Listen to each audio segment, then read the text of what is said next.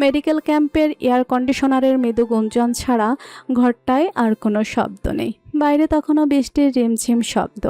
Doctor Afroza চুপচাপ বসে আছেন তার টেবিলের ওপাশে।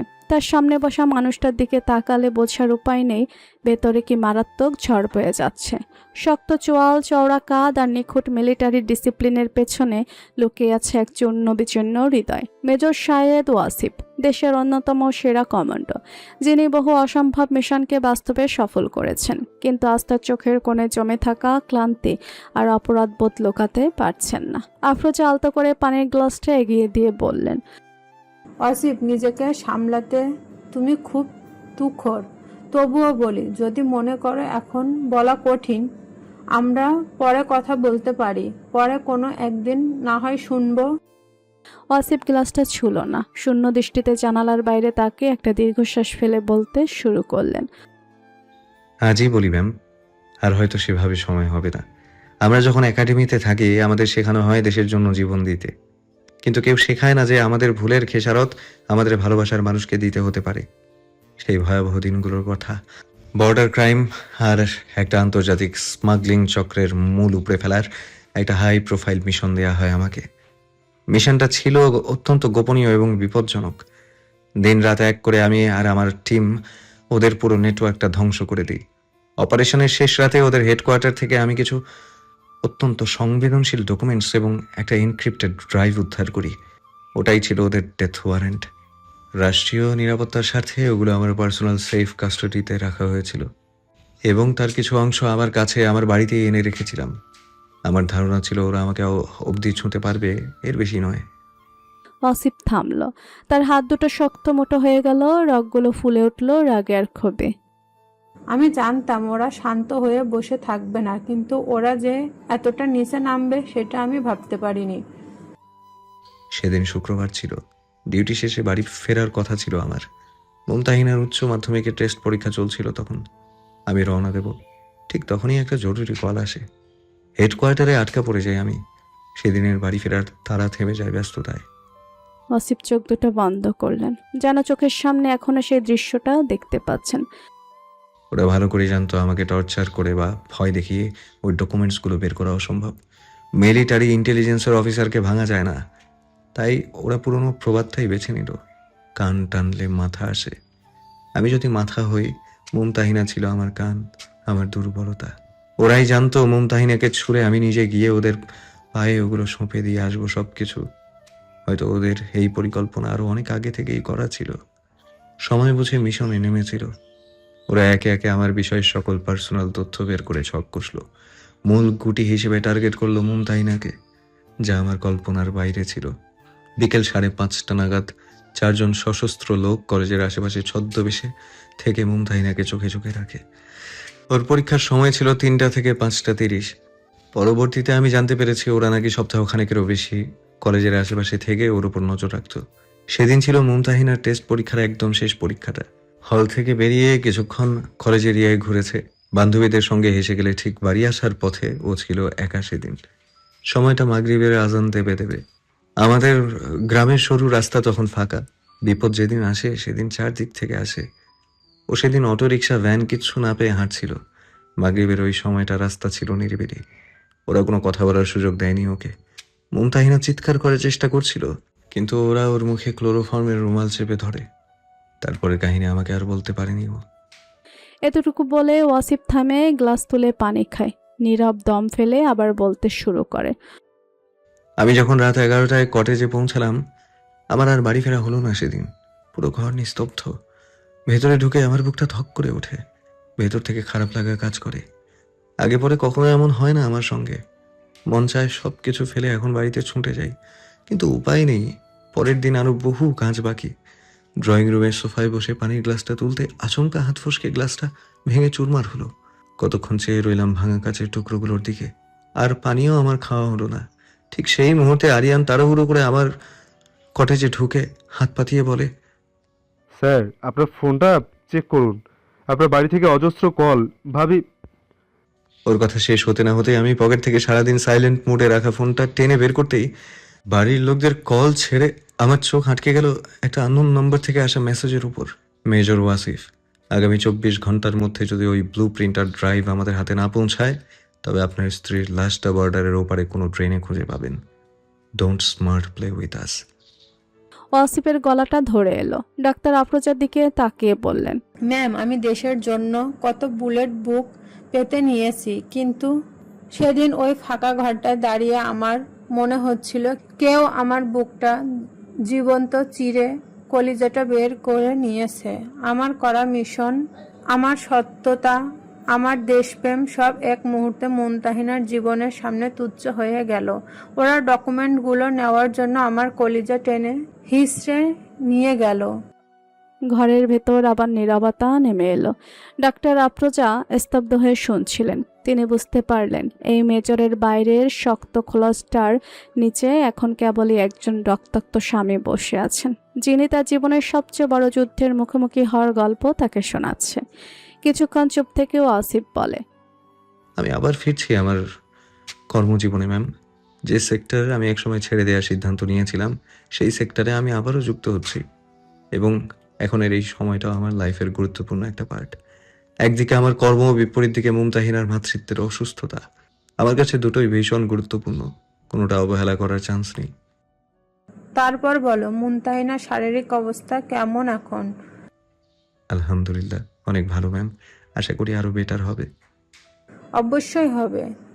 কথার এই পর্যায়ে ওয়াসিফ যখন বিদায় নিয়ে কেবিনের চেয়ার ছেড়ে উঠছিল, তখন আফরোজা বললেন, সেদিনের ঘটনা কি আজও পুরোটা শেষ করবে না?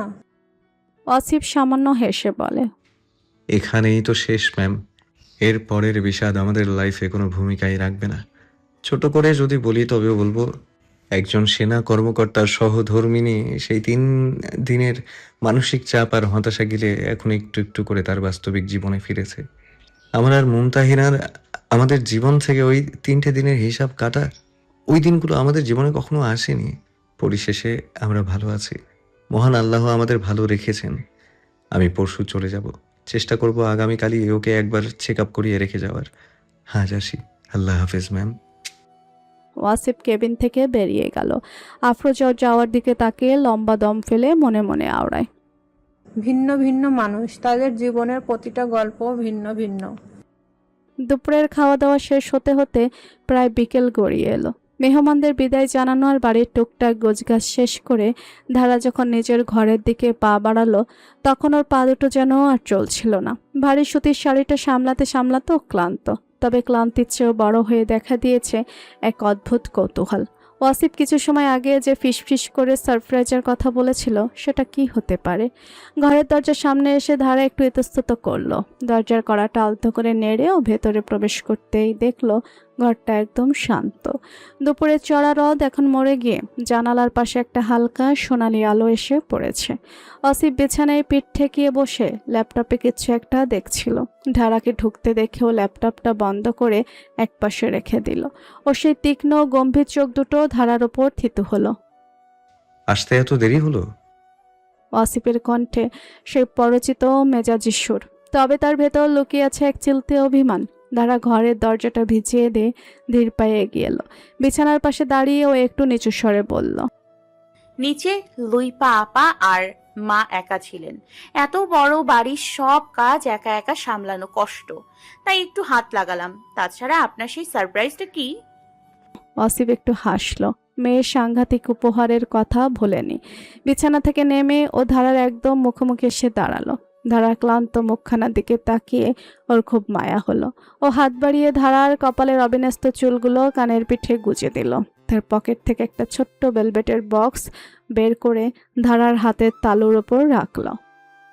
খুলে দেখ। ওয়াসিফ বলল। ধারা ধুকপুক করতে থাকা বুকে বক্সটা খুলল। ভেতরে মখমলের কাপড়ের উপর জল জল করছে একটা সোনার চেন, যার লকেটে খুব নিখুঁতভাবে খোদাই করে লেখা ডাবলো। ধারা অবাক হয়ে লকেটটার দিকে তাকিয়ে রইল। ও ভাবেনি এই পাথরের মতো শক্ত পুরুষটা এত সূক্ষ্মভাবে হঠাৎই কারো মন ভালো করে ফেলতে পারে। ধারা চোখ তুলে তাকাতেই ওসিফের হাত থেকে চেনটা নিয়ে বলল, পছন্দ না হলেও পড়বি, পড়তে হবে। ওদিকে ঘোর, পড়িয়ে দিই। লোকটার মুখে এমন কথাই ভুরু কুচকে ফেলে ধারা। ওকে একবারও বলেছে এই উপহার ওর পছন্দ হয়নি? ওর তো খুব পছন্দ হয়েছে। স্বামীর নামের প্রথম অক্ষর দিয়ে সোনা পড়ার মতো সৌভাগ্য ওর হয়েছে। ধারা মুখে আপাতত কোনো জবাব না দিয়ে চুপচাপ ঘুরে দাঁড়ায়। ওয়াসিফ পপটু হাতে বউকে চেনটা পরিয়ে দিয়ে ঘুরিয়ে দাঁড় করায় নিজের মুখোমুখি। ধারা আলতো করে হাসলো। ওর চোখের কোণে এক ফোঁটা জল চিকচিক করে উঠল। ওয়াসিফ ধারাকে ঘুরিয়ে দিয়ে ওর পিঠের ওপর ছড়িয়ে থাকা চুলগুলো একপাশে সরিয়ে দিল। তারপর খুব যত্ন করে চেনটা লেগে থাকা ফর্সা গলার কাছে ঠোঁট ছুঁয়ে চুমু খেলো। ওয়াসিফের আঙুলের তপ্ত ছোঁয়া ধারার ঘাড়ে লাগতেই ও চোখ দুটো বুজে ফেলল। চুমুর পালা শেষ হলে ওয়াসিফ পেছন থেকেই ধারাকে নিজের শক্ত দুই বাহুর মাঝে জড়িয়ে ধরল। ধারার কানের কাছে মুখ এনে ফিসফিস করে বলল, এই ডব্লিউ মানে শুধু ওয়াসিফ নয়, এই ডব্লিউ মানে হলো ওয়াইফ। আজ থেকে 2 বছর আগে তুই অফিসিয়ালি আমার অর্ধাঙ্গিনী হয়েছিলি। ধারা ওয়াসিফের হাতের ওপর নিজের হাত দুটো রাখল। আয়নায় নিজেদের এই যুগলবন্দি রূপ দেখে ওর মনে হলো জীবনের সব পাওয়া যেন আজ এই একটা ঘরের ভেতর এসে থমকে গেছে। ও ঘুরে দাঁড়িয়ে ওয়াসিফের চোখের দিকে তাকিয়ে বলল, ধন্যবাদ সাহেব, এই উপহারটা আমার জীবনের শ্রেষ্ঠ প্রাপ্তি। বিকেলের দিকে স্বামীর আর লুইপা ড্রয়িং রুমে বসে গল্প করছিল। ঠিক তখনই সামিরের ফোনে একটা কল এলো। ফোনটা কানে নিতেই সামিরের মুখের হাসি উদাও হয়ে গেল। এ বেশ গুরুত্বের সাথে ওপাশ থেকে আসা কথাগুলো শুনলো এবং গম্ভীর গলায় বলল, জি স্যার, আমি আর মেজর ওয়াসিফ কাল সকালের মধ্যেই জয়েন করছি। ফোনটা রাখতেই লুইপা উৎকণ্ঠা নিয়ে তাকালো। কি হয়েছে? ভাইজানের তো আরো 2 দিনের ছুটি আছে। সামির একটা দীর্ঘশ্বাস ফেলে লুইপার হাতটা ধরল। এবারই তার কেউ ওয়াসিফের বিষয়টি নিয়ে জানলেও লুইপা জানে, পরে জেনেছে সামিরের থেকে। ব্যারাকে একটু জরুরি পরিস্থিতি তৈরি হয়েছে। আমাদের দুজনকে কাল ভোরেই রওনা দিতে হবে। ডিফেন্সের চাকরি তো বুঝতেই পারো, দেশের ডাক গেলে ছুটির কোনো মূল্য থাকে না। লুইপার মনটা খারাপ হয়ে গেল। সবেমাত্র মানুষটা এলো, বাড়িতে একটা বিয়ে হলো, বাড়িটায় আনন্দের আমেজ, এর মধ্যেই আবার তাদের ফিরে যাওয়ার তাড়া। ও মন খারাপ করে বলল, ধারাকে এই কথাটা কে বলবে? ও তো কষ্ট পাবে। ঠিক তখনই সিঁড়ি দিয়ে নামতে নামতে কথাগুলো শুনে ফেললো স্বয়ং ওয়াসিফ। ওর পেছনে আসছিল ধারা।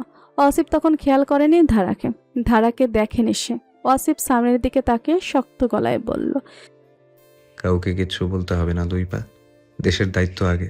সামির, প্যাকিং শুরু করো, আমরা কাল ভোর 5টায় বের হচ্ছি। ধারা দরজার পাশে দাঁড়িয়ে ওয়াসিফের এই হঠাৎ বদলে যাওয়া রূপটা দেখলো। একটু আগেও যে পুরুষটা ওর গলায় ভালোবেসে চেন পরিয়ে দিচ্ছিল, সে এখন দেশের এক অতন্ত্র প্রহরী, যার চোখে কোনো আবেগের স্থান নেই। ধারার বুকটা একবার কেঁপে উঠল। ওয়াসিফ তাকে মিথ্যে বলেছিল, তবে চাকরি ছাড়েনি সে। কেন বললে এই মিথ্যে? ওয়াসিফের কথায় সামির লুইপা কেউই কোনো জবাব দেয় না। ওদের দুজনের চেহারা ইতিমধ্যে ভর করেছে আতঙ্কের ঝলক। ওয়াসিফ ওদের চাহনি লক্ষ্য করে পেছনে তাকাতেই দেখে ধারা মূর্তির ন্যায় চোখ মুখ শক্ত করে ওর দিকেই তাকিয়ে আছে। সময় যেন থমকে গেছে ড্রয়িং রুমের মাঝখানে। জানালার ফাঁক গলে আসা বিকেলের ম্লান আলোটুকুও যেন এই মুহূর্তের ভার সইতে না পেরে ফ্যাকাশে হয়ে গেছে। ধারার পায়ের নিচে যেন মাটি নেই। বুকের ভেতরটায় কে যেন সজোরে হাতুড়ে পিটাচ্ছে। কান দুটো ভবক করছে। ওয়াসিফের বলা শেষ কথাগুলো বারবার ইকো হচ্ছে তার মস্তিষ্কে। দেশের দায়িত্ব আগে। সামির, প্যাকিং শুরু করো, আমরা কাল ভোর 5টায় বের হচ্ছি। যে মানুষটা মাত্র আধা ঘন্টা আগে তাকে জড়িয়ে ধরে ভালোবাসার কথা বলছিল, যে মানুষটা তাকে কথা দিয়েছিল আর কখনো তাকে ভয়ঙ্কর একাকিত্বের দিকে ঠেলে দেবে না, সেই মানুষটা এত বড় একটা মিথ্যে বলল, চাকরি ছাড়ার মিথ্যে। অসিফ স্থির দৃষ্টিতে ধারার দিকে তাকিয়ে আছে। তার শক্ত চোয়াল আরো শক্ত হয়ে গেছে, কিন্তু চোখের ভেতর একটা অপরাধ বোধ স্পষ্ট। সামির আর লুইপা পরিস্থিতি বুঝতে পেরে চুপচাপ সেখান থেকে সরে গেল। তারা জানে এই মুহূর্তে স্বামী স্ত্রীর মাঝখানে তৃতীয় কারো থাকাটা অনুচিত। ধারা 1 পা 2 পা করে পিছিয়ে গেল। তার চোখ থেকে টপ টপ করে পানি পড়ছে, অথচ মুখে কোনো শব্দ নেই। সে কিছুই বলল না, কোনো চিৎকার করল না, শুধু ঘুরে দাঁড়িয়ে দ্রুত পায়ে সিঁড়ি ভেঙে উপরে নিজেদের ঘরের দিকে ছুটে গেল। ওয়াসিফ একটা গভীর শ্বাস ফেলল। তার মনে হচ্ছিল বুকটা ফেটে যাবে। সে জানতো এই দিনটা আসবে, সে জানতো সত্যটা একদিন না একদিন ধারার সামনে আসবে, কিন্তু এভাবে এত তাড়াতাড়ি, এত আকস্মিকভাবে আসবে সেটা সে ভাবেনি। সে ধীরে ধীরে সিঁড়ি বেয়ে উপরে উঠল। প্রতিটি পদক্ষেপ যেন মনের মতো ভারী। ঘরের দরজা ভেজানো ছিল। ওয়াসিফ আলতো করে ধাক্কা দিয়ে ভেতরে ঢুকলো। দেখলো ধারা বিছানার এক কোণে হাঁটু মুড়ে বসে আছে। তার মুখটা 2 হাতের তালুতে ঢাকা। ফুফিয়ে ফুফিয়ে কাঁদছে মেয়েটা। কান্নার দমকে তার পুরো শরীর কেঁপে কেঁপে উঠছে। গলায় ঝুলে থাকা সোনা চেনের ডাবলু লকেটটা বিকেলের আলোয় তখন চিকচিক করছে, যেন ওয়াসিফের অস্তিত্বের এক নীরব সাক্ষী হয়ে ধারার বুকের কাছে লেপ্টে আছে। ওয়াসিফ ধীর পায়ে এগিয়ে গেল। বিছানায় ধারার পাশে বসে খুব সাবধানে তার কাঁধে হাত রাখলো, কিন্তু ধারার সঙ্গে সঙ্গে ছিটকে সরে গেল। আমাকে ছোবেন না। ধারার গলাটা ভাঙা, কিন্তু তাতে মিশে আছে রাজ্যের অভিমান আর রাগ। একদম ছোবেন না আমাকে, মিথ্যুক, আপনি একটা মিথ্যুক। ওয়াসিফ শান্ত গলায় বলল, মুমতাহিনা, আমার কথাটা একবার শোন। কি শুনবো? ধারা মুখ থেকে হাত সরিয়ে ওয়াসিফের দিকে তাকালো। তার চোখ দুটো জবা ফুলের মতো লাল। আর কি মিথ্যে শোনানো বাকি আছে আপনার? আপনি আমাকে বলেছিলেন আপনি ইউনিফর্ম ছেড়ে দিয়েছেন। বলেছিলেন ওই ভয়ঙ্কর রাতগুলোর পর আপনি আর কখনো আমাকে একা ফেলে ওই বিপদের মাঝে ঝাঁপ দেবেন না। আপনি আমাকে কথা দিয়েছিলেন ওয়াসিফ। আর আজ শুনছি কাল ভোরেই আপনি চলে যাচ্ছেন। কেন করলেন এমনটা আমার সাথে? কেন এই মিথ্যে আশা দিলেন আমাকে? ওয়াসিফ মাথা নিচু করে রইল কয়েক সেকেন্ড। তারপর হঠাৎ করেই ধারার 2 হাত শক্ত করে চেপে ধরল। ধারা ছাড়িয়ে নেওয়ার চেষ্টা করলো, কিন্তু পারল না। ওয়াসিফের চোখের দিকে তাকিয়ে ধারা থমকে গেল। সেই কঠোর পাষাণ মেজরের চোখে আজ পানি টলটল করছে। কি করতাম আমি মুমতাহিনা? তুই বল, কি করতাম? ওয়াসিফের গলাটা অস্বাভাবিক ভারী শোনালো। সেদিন যখন তোকে ওই ভয়ঙ্কর লোকগুলোর হাত থেকে উদ্ধার করে আনলাম, তোর কি অবস্থা ছিল মনে আছে? রাতের পর রাত তুই দুঃস্বপ্নে চিৎকার করে উঠতি। আমার গায়ে ইউনিফর্ম দেখলে তুই ভয়ে কুঁকড়ে যেতি। তোর ওই আতঙ্কিত মুখটা আমি সহ্য করতে পারতাম না। একজন স্বামী হিসেবে নিজের স্ত্রীর ওই ভয়ঙ্কর ট্রমা চোখের সামনে দেখাটা কতটা যে যন্ত্রণার, সেটা তুই বুঝবি না। আমি শুধু চেয়েছিলাম তুই সুস্থ হয়ে ওঠ, তুই স্বাভাবিক জীবনে ফিরে আয়। তুই আমাকে বলেছিস আমি যদি আবার মিশনে যাই তবে তুই মরে যাবি। আমি তোকে বাঁচাতে চেয়েছিলাম মুমতাহিনা, তাই মিথ্যে বলেছিলাম। হ্যাঁ, আমি অপরাধী, কিন্তু আমার এই অপরাধের পেছনে শুধু তোর প্রতি আমার ভালোবাসাটাই ছিল। ধারার কান্নাটা এবার যেন আরো বাঁধভাঙা হয়ে উঠল। সে বুঝতে পারছে ওয়াসিফের কষ্টটা, কিন্তু তার নিজের ভেতরের ভয়টাও তো কম নয়। ওই অপহরণের 3টে দিন তার জীবনের সবচেয়ে কালো অধ্যায়। সে জানে ওয়াসিফকে হারানোর ভয়টা কেমন। কিন্তু তাই বলে আমাকে এভাবে মিথ্যে বলে ভুলিয়ে রাখবেন? আপনি কি জানেন না আপনাকে ছাড়া আমার এক মুহূর্ত কাটে না? আপনি যখন ওই বর্ডারে ওই গুলির সামনে দাঁড়িয়ে থাকেন তখন আমার এখানে আমার বুকের ভেতরটা কেমন করে তা কি আপনি বুঝেন? ধারা ফুপিয়ে ফুপিয়ে বলতে লাগলো, আমি তো শুধু আপনাকে চেয়েছিলাম, শুধু সাধারণ একটা জীবন চেয়েছিলাম। ওয়াসিফ ধারাকে টেনে নিজের বুকের কাছে নিয়ে এলো। এরবার আর ধারা বাধা দিল না, বরং ওয়াসিফের শক্ত বুকে মুখ গুজে বাচ্চাদের মতো কাঁদতে শুরু করলো।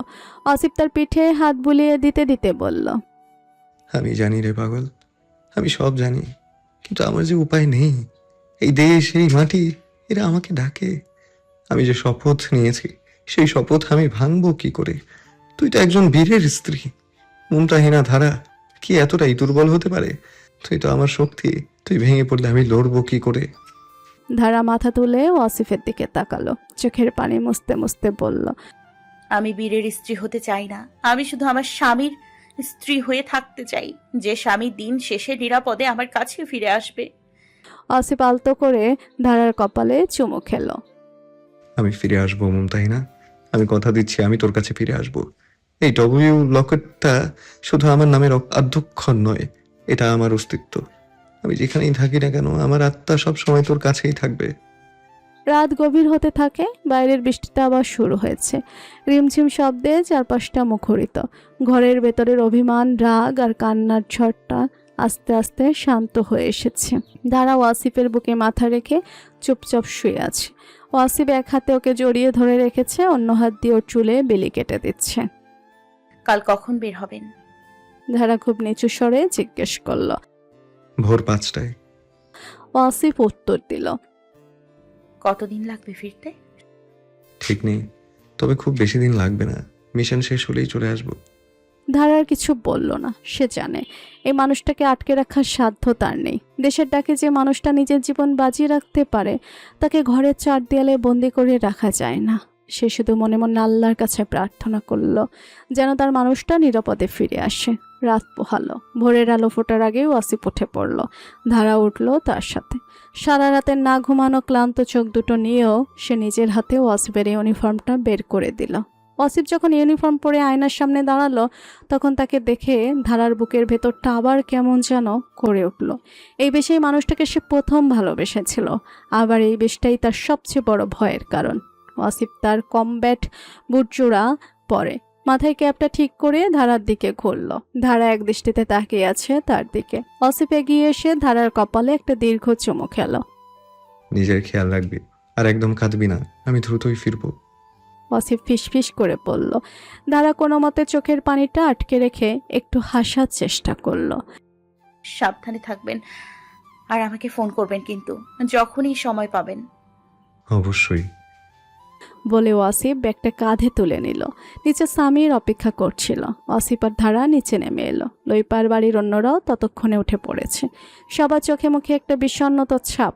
ওয়াসিফ সবার কাছ থেকে বিদায় নিয়ে গাড়ির দিকে এগিয়ে গেল।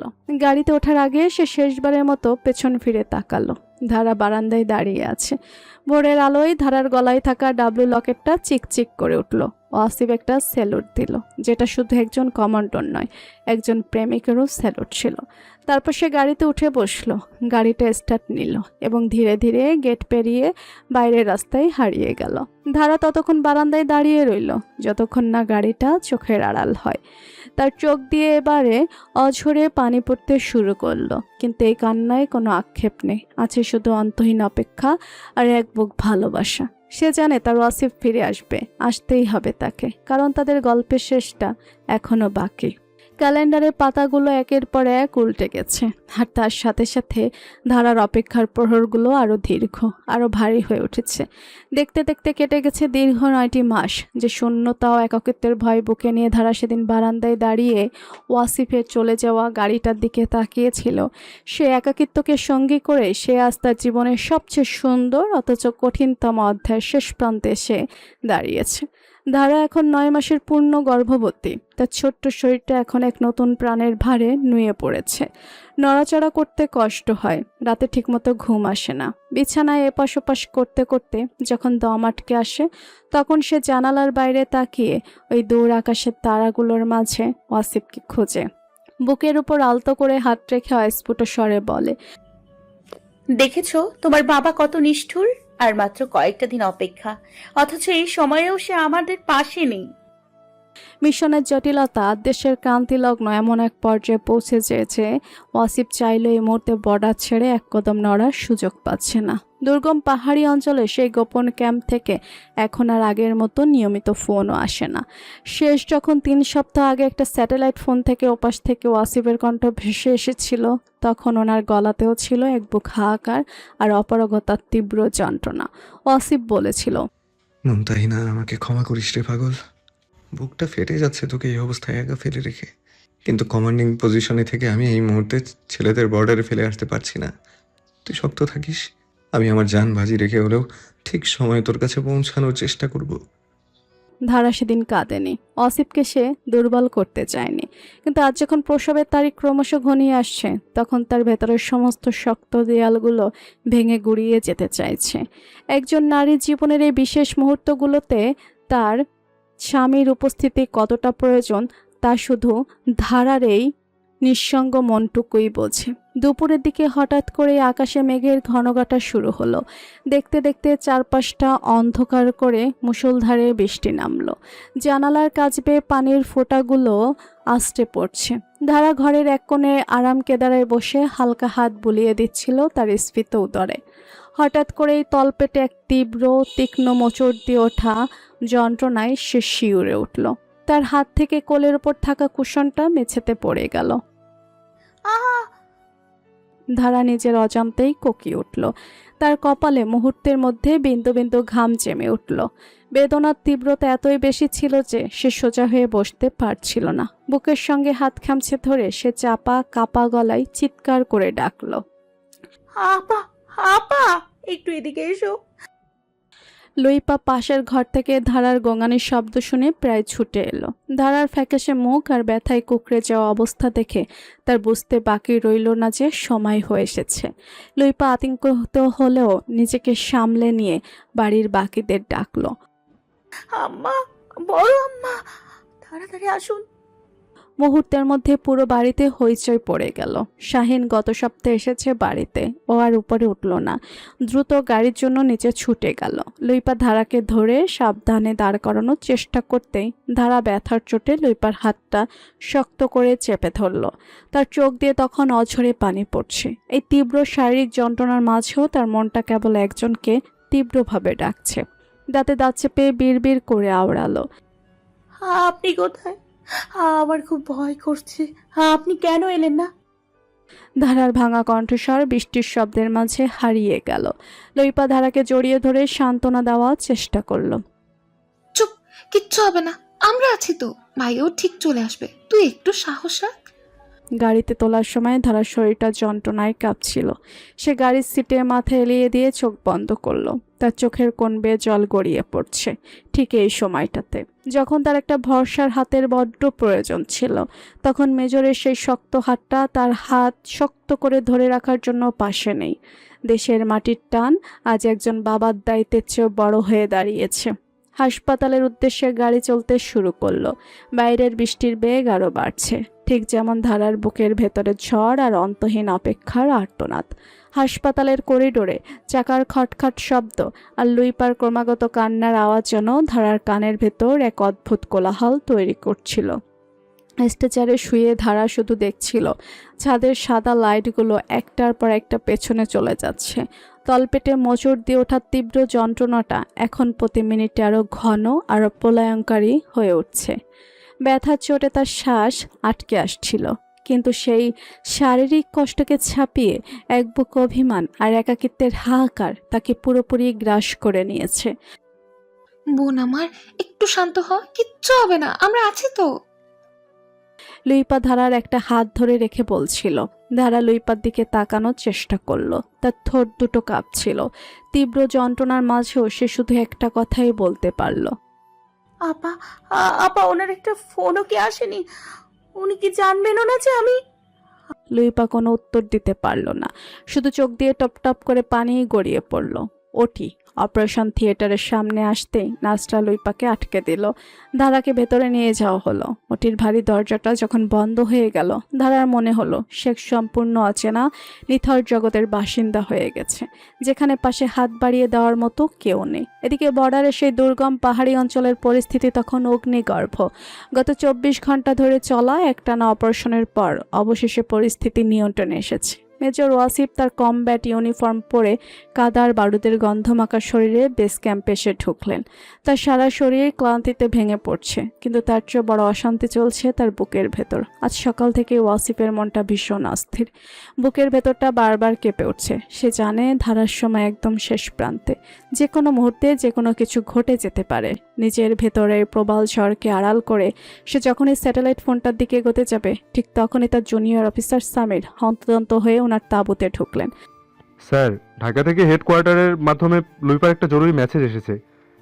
সামিরের গলা কাঁপছিল। অসিফ চট করে ঘুরে দাঁড়ালো। তার চোয়াল শক্ত হয়ে গেল। কি মেসেজ সামির? মুমতাহিনা ঠিক আছে তো? স্যার, ভাবিকে একটু আগে হাসপাতালে নিয়ে যাওয়া হয়েছে, লেবার পেইন উঠেছে, অবস্থা বেশ জটিল। সামিরের কথা শেষ হওয়ার আগেই ওয়াসিফের হাত থেকেই কফির মগটা মাটিতে পড়ে ছিটকে গেল। একজন কমান্ডো, যে কিনা হাজারো বুলেটের সামনে দাঁড়িয়েও পলকের জন্য কাঁপে না। আজ তার পা দুটো যেন এক মুহূর্তের জন্য মাটির সাথে সেটে গেছে। চোখের সামনে ভেসে উঠল ধারার সেই ফ্যাকাশে অভিমানী মুখটা। আমি বীরের স্ত্রী হতে চাই না, আমি শুধু আমার স্বামীর স্ত্রী হয়ে থাকতে চাই। অসিফ নিজেকে কোনো মতে সামলে হন্তদন্ত হয়ে বেরিয়ে যেতে নিলেই সামির এগিয়ে এসে বলে, কিন্তু স্যার, এই দুর্যোগপূর্ণ আবহাওয়ার বৃষ্টির মধ্যে। সামিরের কথা পুরোপুরি শেষ হয় না। ওয়াসিফ বলে, আমি কোনো কিন্তু শুনতে চাই না সামির। দেশের প্রতি আমার দায়িত্ব আমি শেষ করেছি। আমার ছেলেরা এখন নিরাপদ, কিন্তু এই মুহূর্তে আমার স্ত্রী, আমার বাচ্চা, আমাকে প্রয়োজন। আমি যদি আজ ওর পাশে না দাঁড়াতে পারি, আমি নিজের কাছে কোনোদিনও ক্ষমা পাবো না। অর্ডার ইট নাও।